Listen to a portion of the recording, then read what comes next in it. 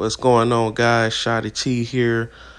Alliance War video season number 25. This is the 11th war of the season. Apologize for getting this video out so late. But we're going to make sure we get all of these war videos posted before this new season starts. And as you can see, this next to the last war of the season has nothing in BG3. So this is pretty much set up to be a win, but unfortunately we do not get a cakewalk in BG2. So we're gonna be fighting normal. So that being said, we're gonna be facing Protect, and we're gonna be bringing our usual attack team. And for some reason, it took a while to load up a roster that I was trying to highlight for suicides. But as you can see, like I said, the opponent have a pretty formidable defense, at least in our BG. But like I said, they pretty much conceded the L, or their go-to alliance. So obviously, spoiler alert, we're gonna win this war pretty easily, actually. So, but that doesn't mean you take your opponent lightly or you not give your best effort in fights because it's easy to play down to the competition and get sloppy, and then next thing you know, you face a good opponent and those bad habits carry over to that next war. So let that be the lesson for this particular video, is that don't play down to your competition. So first fight here, we got a Black Widow or Warlock. I forgot who got. I mean, this is 2 weeks ago, but common sense would tell me to bring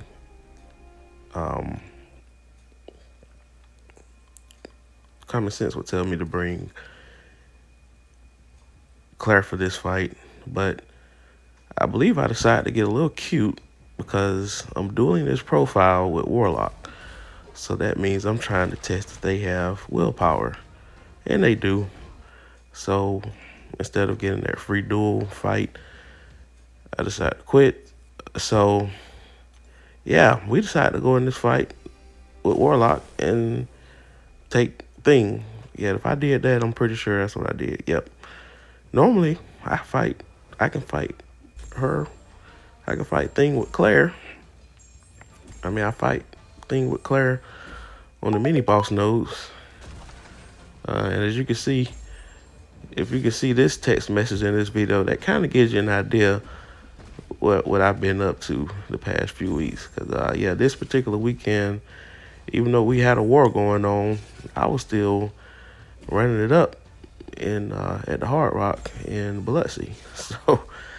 So that kind of lets you guys know, yeah, what I've been up to, which is why some of these videos haven't been going out as timely as they should. There's going to be more travel to come. Like I said, I was out of town this past weekend.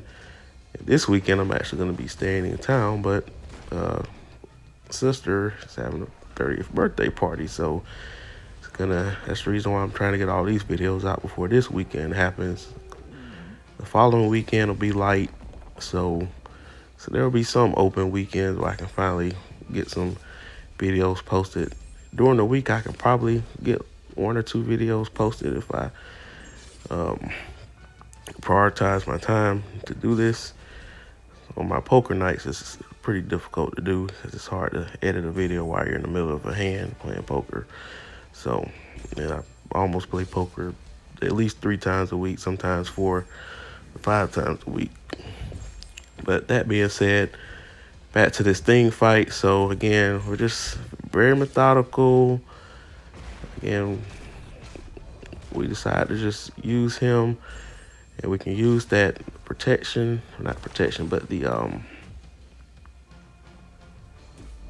yeah, we go ahead and hit into this block to get that second infection, so we can use our SP3 to heal back some of that block damage. So when we used to have war in the very old format, well, not the very old, I think the previous map layout before this, where there used to be like all or nothing nodes. There would be like a thing that would be placed on all or nothing nodes quite a bit, and I would use Warlock against him. Um, Especially if he had willpower, because I could just keep his power under control, as you can see here with the parry heavy. So I guess that's probably a little bit of nostalgia that brought me into using Warlock for this fight. But as you can see, this fight was pretty sloppy. Um, but we finished it without dying. But yeah, I should have just used Claire, kept it simple. But anyway, that's that fight. And of course, the fight would have been shorter with Claire as well. So just, it was a brain fart. Sometimes you get a little, you overthink fights in some cases.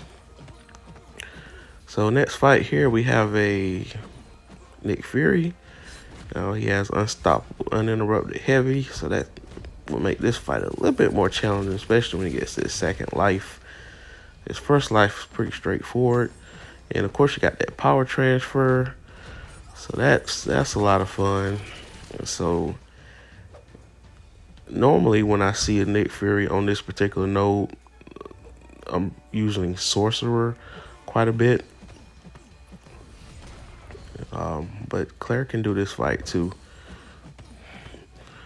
because effectively, if you're good at intercept, you can handle Nick Fury on this node. And there's certain techniques you can use to intercept, like a one-on-one type of way. And then there's the advanced way to do it. Of course, you can backdrop in the corner. That's an effective way to do it. So there are ways that you can work around certain stuff. So we're trying to keep him from throwing this SP1, but he throws it anyway. Because with this particular node, I prefer him to have more power than me, so that way he's not stealing my power when that timer resets.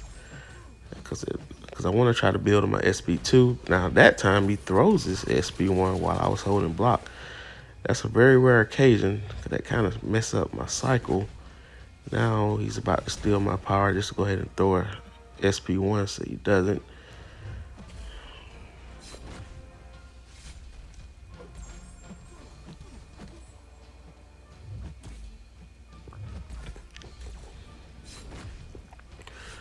All right, so now he's in his second life. We're just gonna chill here, let him kill himself a little bit, and then we'll go in for the kill. Gonna nullify that Fury, of course. All right, so now he's at 30%. Go ahead and allow him to throw his SP1 and allow him to throw it again. So I gotta be careful now. All right, we'll go ahead and throw that SP1 so he doesn't steal that power. Still got some work to do though. Like I said, the finish of this fight is not easy if you don't have a mutant. But like I said, I make it possible. So now we're just gonna attempt to purposely parry him to build my power. That's a dynamic that Claire has when you try to apply a debuff to an opponent that they're immune to, then they will, she will gain power and also gain a Mystic Charge up to 20. So that fight is finally over. So next we have a Korg, and this is a 6-star, so usually they're not pretty high sig. I did check before off screen. It was like sig 40 or something, so it was, yeah, so the shrug ratio is not very high. But this fight, yeah, I think there is a little bit of an exception that's made, because he does parry shrug more than I desired. All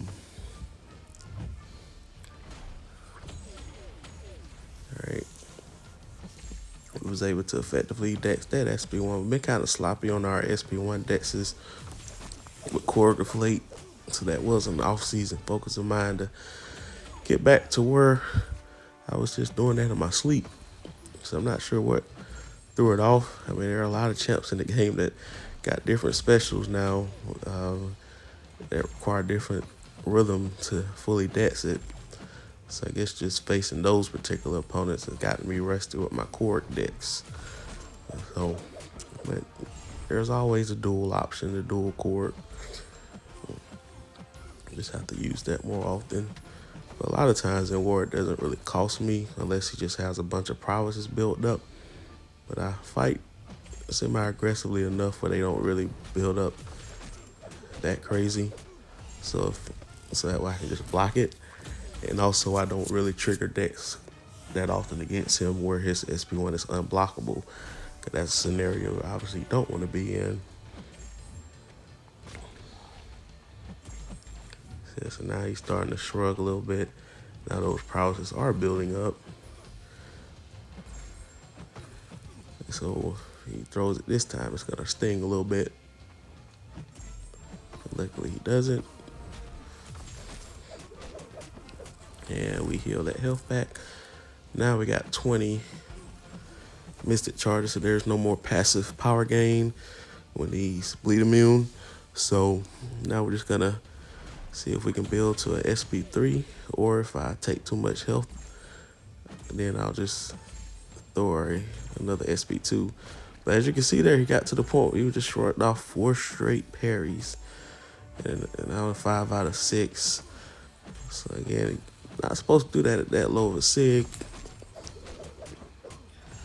So because of that lost health, I decided to there. And as you can see, I just mistimed that first dex. So it's all about that first dex. You mess up that first dex, you just completely get royally messed up. Yeah, we're just gonna say messed up there. And we resisted that heavy attack. And this is gonna be a lot of block damage. And he's just not playing ball like I want him to do.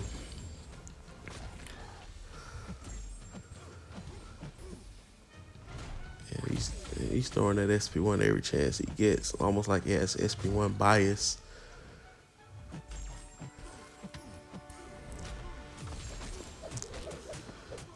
But got that little resource with the healing with the SP2.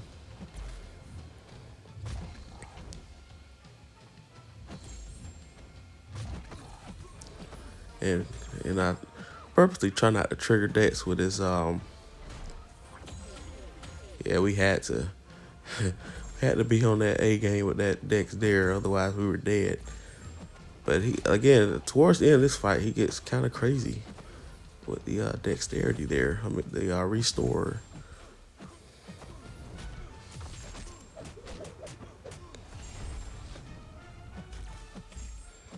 Alright, we just reparry there. Sometimes I use a reparry just to ensure that he attacks at me, so that way I can just parry the next attack. Because I didn't really want to throw him another SP1 there. So yeah, so the last 2 fights are pretty sloppy. And we get the luxury of facing Nick Fury again. This time we are gonna use, I thought about using magic for this fight, but I believe if I do use magic, I'm pretty sure it's with a power start boost. But I only had 2 of them. So I think after assessing that situation, I believe the play was to go to Black Widow once again. But we just need to heal her a little bit. Even though there's no, you can't cheese heal. But it is kind of playing with fire still. We're going to apply an attack boost here. And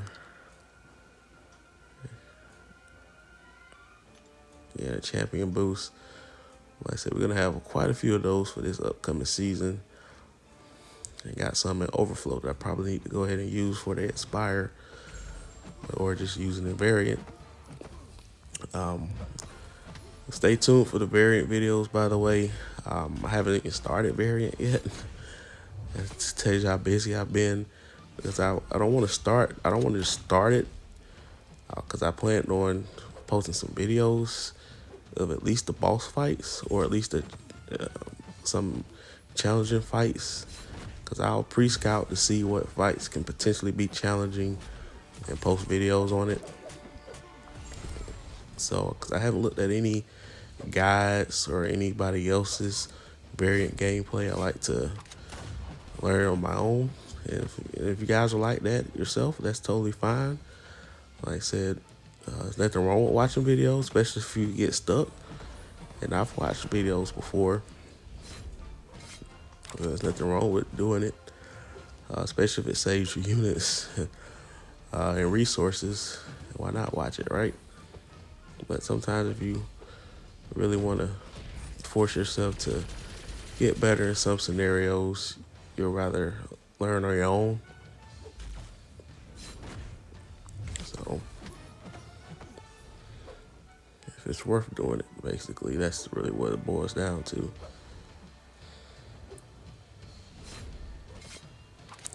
As you can see, I cheese healed quite a bit on this node, trying to wait out his Footloose, and every time those buffs expire, I gain quite a bit of power with that Mystic Dispersion.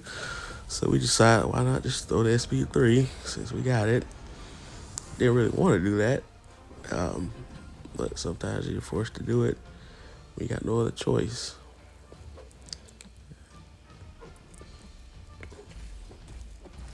Now this time I'm just going to use Kinetic Transfer against him, so that way he doesn't throw SP3s. So sometimes facing Nick Fury on this node is not as bad. So you prefer to face his SP2s anyway. And then you just kind of dance around until Footloose goes away, and then with that Mystic Dispersion, I can gain a good chunk of power that way. And obviously I don't want to block him now, but he kind of forced me to do so. I purposely took a hit there because I didn't want to block that and have him throw another SP1 while I was in the corner. So yes, I did get hit on purpose there, in case you were wondering. And I think this block damage should put him over 2 bars. Yep, there it is. Yeah, I just went in for the kill at that point,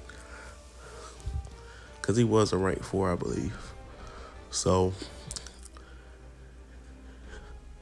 alright. So these fights are obviously not the cleanest fights, but we're making do so far. Next fight, we have a Domino. So, primary reason why I brought Warlock for this war to begin with. He's a great Domino counter. And this one has suicides, as we can see there. So, if you're quick enough with her, with that dash back light counter when she does that double medium attack, it counts as an intercept. So, makes fighting this fight much easier and shorter, because you don't want to have a long fight with Domino, because you don't want that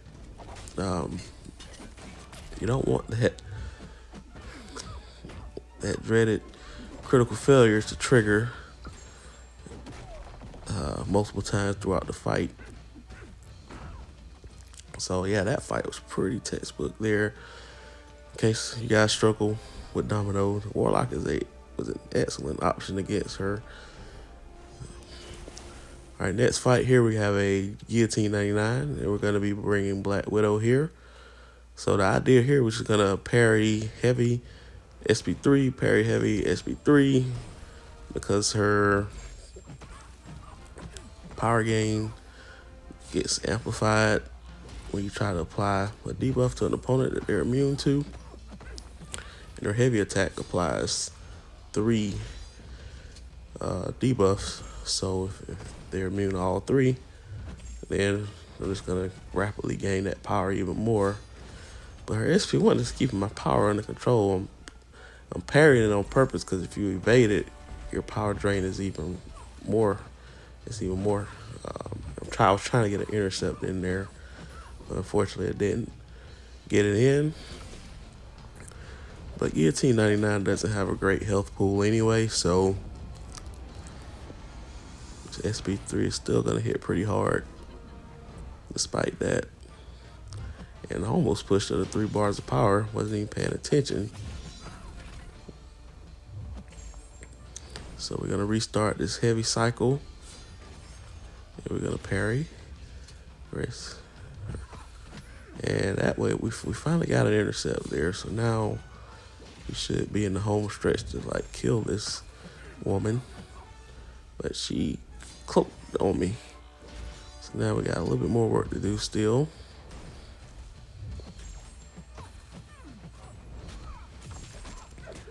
Use this opportunity to heal a little bit.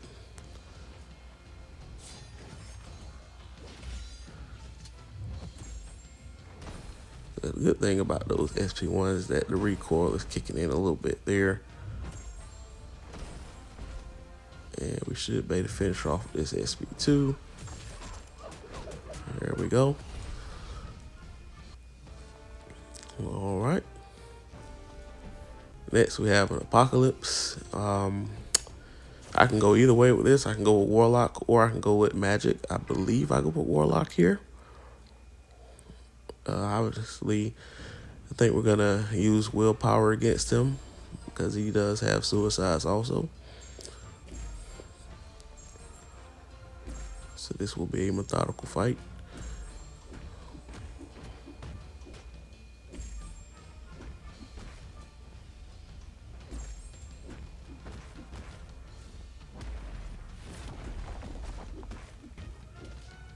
I guess it wasn't as methodical.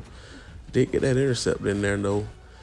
And the thing about it, you can safely throw your SP2 with Warlock against Apocalypse, especially they got willpower, because you know that willpower from that armor break, they will drain that health because of that heal. Let's not hesitate throwing that special though. Boom. I mean, he's throwing it right when he gets a chance. I think we're gonna go in for a little cheeky intercept, light intercept. Nope, he didn't cooperate there. There we go. So easy to light intercept with him. I wanted to throw the SP2, that definitely would have killed him, but nothing wrong with healing here. It's gonna degenerate and power drain him. And he throws the SP1 once again. Why not? Just for good measure. I'm just gonna throw it again. It was just being a little bit pesky there. But we survived. All right, next we got a Sasquatch. Now this Sasquatch is unawakened, which is key. Unawakened means that when he gets below 40% health, there's no regeneration factor for every hit that you get on him. And also, when he goes into his wrath, he doesn't become unstoppable when he throws heavies and specials.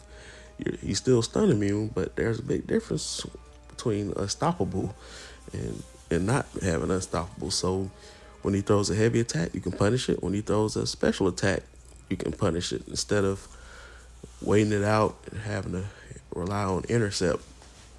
But we're gonna use Warlock once again. This time we're gonna use a 30% attack boost, champ boost. Nope, use light boost. And keep in mind, this war, like I said, we had it won from the beginning. So I guess we're just saving the big boy boost. It really, I guess, wasn't worth using for this war. But I believe this profile also had willpower. So we're going to once again use that to our advantage.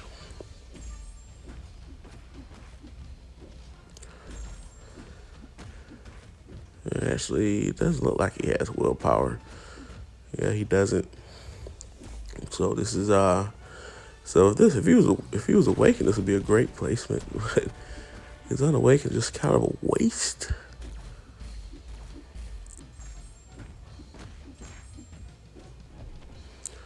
All right.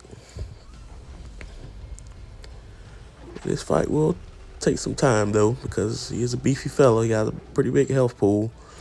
I want to say this is a rank 3. So yeah, so this fight still subject to have mistakes whenever there's a big health pool.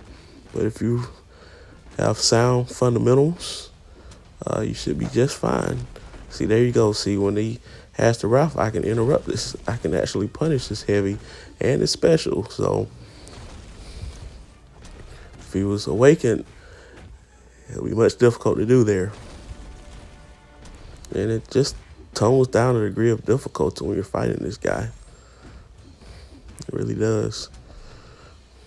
So we're going to throw the SB3 once again.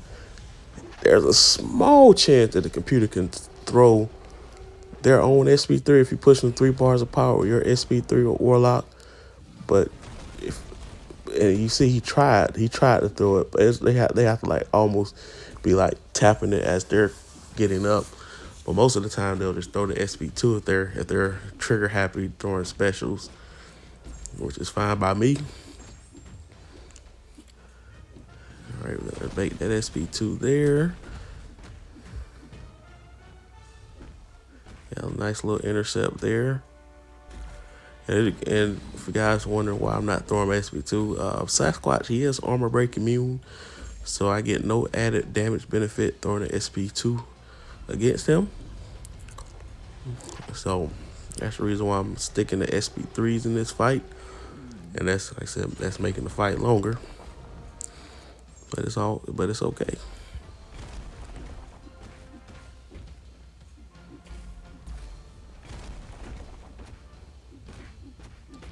Yeah, we're just nailing those light intercepts, man.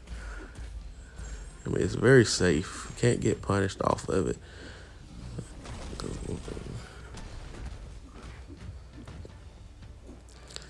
Look forward to another Grandmaster-like fight where you can, like I said, light intercepts only. Some champs are easy to light intercept with than others, though, so I can see that how they can make it too difficult to put that type of challenge in the game. But you see, we boosted for a reason. Like I said, this guy's a beefy fella. I mean, this fight is almost 3 minutes long. Had I used magic, would I have taken him down sooner? Possibly, but I don't know. I know I've timed out with a Sasquatch fighting with magic before. Now that's because he was awakened, but just that bad experience of timing out against a Sasquatch kind of gives me reservations of fighting him with magic, even if he's unawakened. So finally, we're done with that fight. So next we have Thing. Now again, we didn't use Black Widow for Thing early on, but we're gonna use him for the mini boss, which is just kind of crazy to me. But luckily, this Thing is much easier. I probably could have used Warlock for this one because he does have suicides. Because I'm gonna be basically passively gaining power throughout the whole fight, which makes this way easier when you're fighting with Claire or anyone really, because you can actually throw your specials. Now, you won't be able to stun unless you reapply the poison or incinerate to them, because that poison from the suicides, it only applies at the very beginning of the fight where you can actually stun them. And I'm trying to get into this block, but he's being aggressive, so there we go. Now we can bait that special there. Yeah, when the bosses have suicide, it makes things much easier because that suicide, it scales with their base attack and base health, that poison debuff, so they're not able to actually out heal it. As you can see, he's ticking 342 per tick, but only healing 111 of it. So theoretically, you can just sit back and just let him kill himself, especially if you got someone like Boyd playing against a boss like this. So this fight is much shorter because he was a rank 3, but it didn't seem like it how quick that fight went. So it makes a big difference. Big difference if you can scout ahead of time and confirm, because sometimes people do change their masteries. So this fight, I really could have gone in with anyone, but I felt more comfortable using Claire because again, when you try to apply an immunity, a debuff that they're immune to, she gains power, and really don't have to parry him. I can keep nullifying his armor, or not his armor, but his power charge, and I can feed my mystic charges trying to bleed him. So it's like an endless cycle of me keeping my mystic charges up so I can nullify his power gain. And my SP2 obviously keeps that power gain under control as well.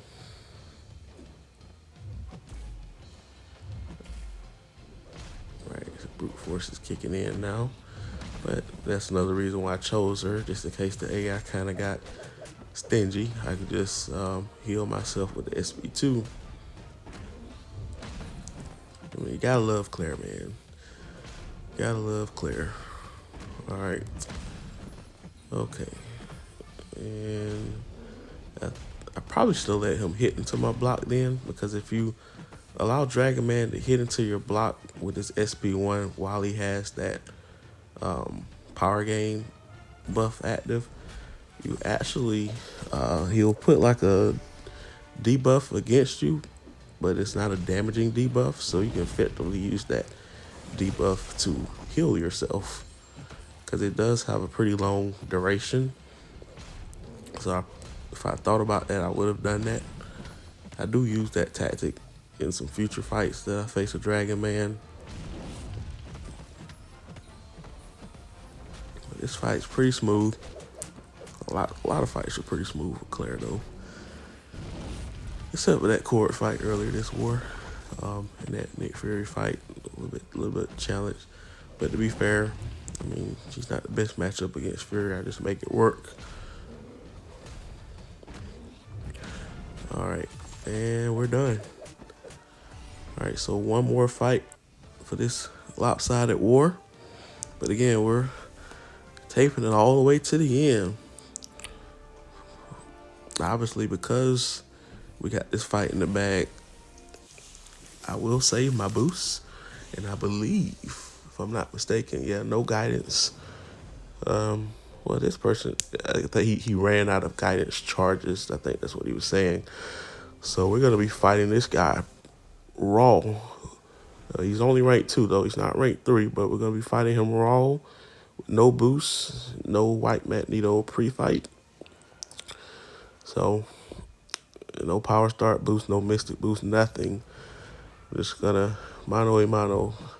I do end up taking a lot of block damage this fight. I want to say I had a cycle that got messed up. Because I remember when I was recording this, when I was putting these videos together, I saw that I ended this fight pretty low health. So I'm guessing that had to be the reason. I had to miss a cycle or something. Or I could have just triggered more. He could have got trigger happy with his SP1 like he's doing here. But obviously, for me to be at pretty low health, he had to throw another one. Or I could have just taken a combo to the face. That's possible too, I guess. But so far, so good. So I guess I got this new cycle intact. I don't see other people using it. Because most of the time when I see an apocalypse fight in these war videos that I see on YouTube, I see people mostly using Warlock, which is fine. But if the opponent doesn't have willpower, or if they decide to go with the Bulwark, it makes it a little bit more difficult. I mean, there's still some options. Okay, that's why I lost a lot of health. I got parried. Anyway, but there are some other options. I mean, Guillotine 99 can work. I've seen some solos with her. I do have a Guillotine 99. I just don't have many opportunities to wrap her up in my paths. So that's why you don't see me bring her to war. There are a lot of great champs I got on my roster that you just don't see me bring to war because they're a lot of times it's not compatible with my path. or they're not as niche to fight multiple fights. Because as you can see, with me bringing people like Claire and Quake to war quite a bit, I love champs are that are options for multiple fights. So I took a little block damage on purpose there while I had Limbo so I can heal it back. With Recovery Mastery, you'll be able to heal back more than the health you lost. Every little bit helps. Because what you don't want to do against a boss is go and get into their assassin's range. Because then you'll run into all types of trouble. Because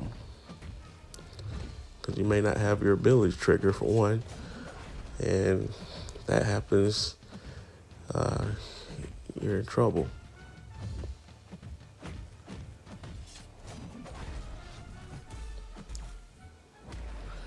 Yeah, I was going to take a hit into the block there, but he was going for his heavy that time.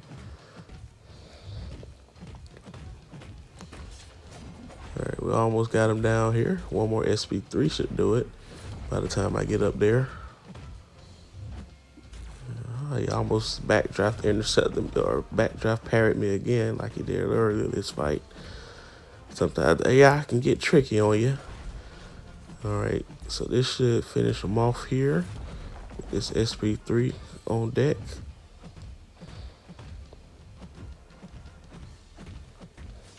And there we go.